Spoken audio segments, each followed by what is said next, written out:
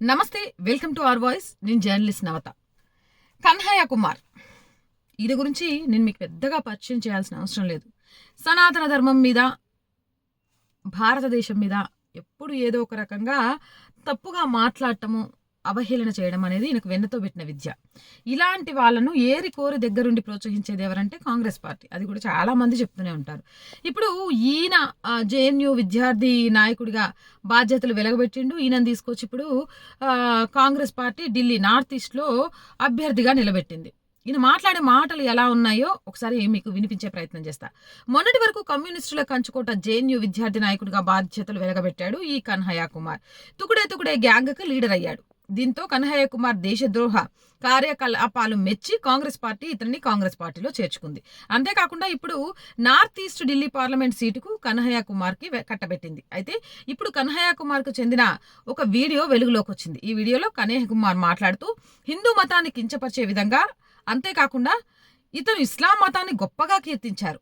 అంతేకాకుండా ఇస్లాం మతంలో శాంతి, కరుణ, ప్రేమ ఎక్కువగా ఉన్నాయని, అందుకే తామంతా ముస్లిం మతాన్ని స్వీకరిస్తున్నామని తెలియజేశారు. దీంతో ఈ వీడియో ఇప్పుడు వైరల్గా మారింది. మరో విషయం ఏంటంటే, నార్త్ ఈస్ట్ ఢిల్లీ నుంచి పోటీ చేస్తున్న కన్హయ్య కుమార్ ఓటమి దాదాపు ఖరారైంది. ఖరారవ్వడం కాదు, కాంగ్రెస్ కార్యకర్తలే మేము ఓటేయమో అని చెప్తున్నారు. సరే, పక్కన పెట్టేస్తే కన్హయ్య కుమార్కి స్ట్రైట్గా తెలుగు అర్థమైతే నాదొక ప్రశ్న. ఎక్కడ నీకు అంత శాంతి కనిపించింది హిందూ సనాతన ధర్మంలో లేనిది? ఎక్కడ? మా మతాన్ని తప్ప, మా దేవుణ్ణి తప్ప ఇంకెవ్వరిని కొలిచినా కూడా వాళ్ళు పాపులు అని చెప్పేది ఎవరు? లవ్ జిహాద్, ల్యాండ్ జిహాద్, ఓటు జిహాద్ దాకా వెలగబెడుతుంది ఎవరు? ఎక్కడ ఉగ్రవాదం జరిగినా దేశంలో ఎవరి పేర్లు బయటకు వస్తున్నాయి? మతం మార్చి ఆడపిల్లను ప్రేమ పేరుతో మోసం చేసి పరాయి దేశాలకు ఎవరు అమ్ముకుంటున్నారు? తెలియట్లే.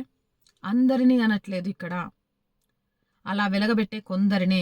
ఆ వెలగబెట్టే వాళ్ళకు సపోర్ట్ చేసుకుంటూ మతాల మధ్య చిచ్చు పెట్టాలని ప్రయత్నం చేసే కొంతమందికే నా ఈ ప్రశ్న.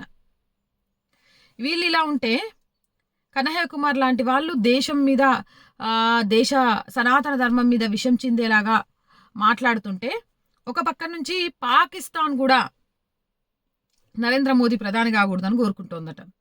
అసలు చూడండి, ఈరోజు కాంగ్రెస్ పార్టీ అధినేత ఖర్గేనేమో నాకు నరేంద్ర మోదీ మీద ఎలాంటి కోపం లేదు, బట్ నరేంద్ర మోదీ మళ్ళీ ప్రధాని అయితే సనాతన ధర్మం అనేది నిలబడుతుంది, సనాతన ధర్మం ముందుకెళ్తుంది, సనాతన ధర్మం ముందుకెళ్ళడం ఇష్టం లేదు, సనాతన ధర్మం అంటేనే నాకు కోపం అని చెప్పిండ్రు.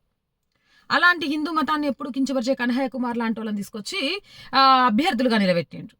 అయోధ్య రామ్లల్ల విగ్రహ ప్రతిష్టను చూడ్డానికి కూడా అవకాశం ఇవ్వలేదు. అదే మేనిఫెస్టోలో మైనారిటీలకు సంబంధించిన జడ్జిలతో సహా నియమించడానికి, పట్టం కట్టడానికి సిద్ధమైనరు.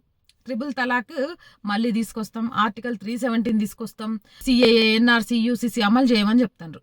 ఇవన్నీ అమలు చేయము అనేసరికి పాకిస్తాన్కి అబ్బా అవును, భారతదేశంలో నరేంద్ర మోదీ ప్రభుత్వం గెలిచిందంటే ఇక మన పనికి ఏల్కతం, దుకాన్ బందే, కాబట్టి గెలవకుండా ఉండాలి అని పాకిస్తాన్ కూడా కుట్రలు చేస్తుందట. దేశం లోపల కుట్రలే, దేశం వెలుపల కుట్రలే, ఇన్ని కుట్రలా ఒక దేశంలో సనాతన ధర్మం బ్రతకాలి అని అంటే చూడండి. అది కూడా నరేంద్ర మోడీ పేరు వింటేనే పాకిస్తాన్ గజగజా వణుకుతుంది. నరేంద్ర మోడీ హయాంలో పాకిస్తాన్లో జరిగిన సర్జికల్ స్ట్రైక్స్, ఎయిర్ స్ట్రైక్స్ గురించి ఇప్పటికీ పాకిస్తాన్ భయపడుతూనే ఉంది. అయితే ప్రస్తుతం భారత్లో పార్లమెంట్ ఎన్నికలు జరుగుతున్నాయి. ఈ సందర్భంగా పాకిస్తాన్ కేబినెట్ మినిస్టర్ ఫవాద్ చౌదరి మాట్లాడుతూ భారతదేశంలో ఎట్టి పరిస్థితుల్లో నరేంద్ర మోదీ మరలా ప్రధాని కాకూడదు. నరేంద్ర మోడీ తిరిగి ప్రధాని అయితే ఇటు పాకిస్తాన్కు, అటు భారతదేశానికి మంచిది కాదు. నరేంద్ర మోడీ తిరిగి ప్రధాని అయితే పాకిస్తాన్, భారతదేశాల మధ్య స్నేహపూర్వక సంబంధాలు దెబ్బతింటాయి. అసలు భారత్కి పాకిస్తాన్కి మధ్య స్నేహపూర్వక సంబంధాలు ఉన్నాయా చెప్పాలి. ఫస్ట్ ఆఫ్ ఆల్ ఎక్కడున్నాయి?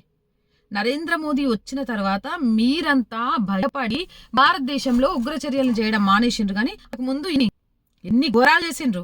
ఉద్రిక్తతలు చెలరేగుతాయని భయపడే వీళ్లను గతంలో ఎన్ని అరాచకాలు చేశారు. పాకిస్తాన్ అడుక్కుతినే దేశంగా మారుతుంది భారత్తో పెట్టుకుంటే అని భయం.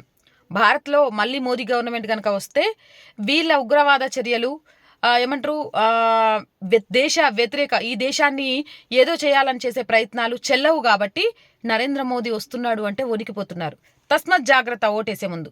దేశం వెలుపల, దేశం లోపల కూడా ఈ దేశ ఔన్నత్యాన్ని దెబ్బతీయడానికి చాలామంది చాలా రకాలుగా ప్రయత్నాలు చేస్తున్నారు. సో ఆ ప్రయత్నాలకు మోసపోకండి. ఓటేసే ముందు ఒక్కసారి దేశ భద్రత గురించి ఆలోచించండి. ఎందుకంటే దేశం భద్రంగా ఉంటేనే మనం భద్రంగా ఉంటాం. మనం భద్రంగా ఉంటేనే మన కుటుంబం కూడా భద్రంగా ఉంటుంది. కాబట్టి ఇలాంటి మోర్ వీడియోస్ కోసం మన ఛానల్ వెంటనే సబ్స్క్రైబ్ చేయండి. వీడియో నచ్చితే లైక్ చేయండి, షేర్ చేయండి అండ్ సపోర్ట్ చేయండి. అలాగే సపోర్ట్ చేయాలనుకునే వాళ్ళకు 1 to 5 లెవెల్స్ జాయిన్ అనే బటన్ దగ్గర ఉంటాయి. స్క్రీన్ మీద గూగుల్ పే, ఫోన్పేతో పాటు అకౌంట్ డీటెయిల్స్ ఉంటాయి. అండ్ మార్కెటింగ్ యాడ్స్ కోసం, వ్యాపార ప్రకటనల కోసం కూడా మమ్మల్ని సంప్రదించవచ్చు. దానికోసం కూడా స్క్రీన్ మీద నెంబర్ డిస్ప్లే చేయడం జరుగుతోంది. జై భారత్.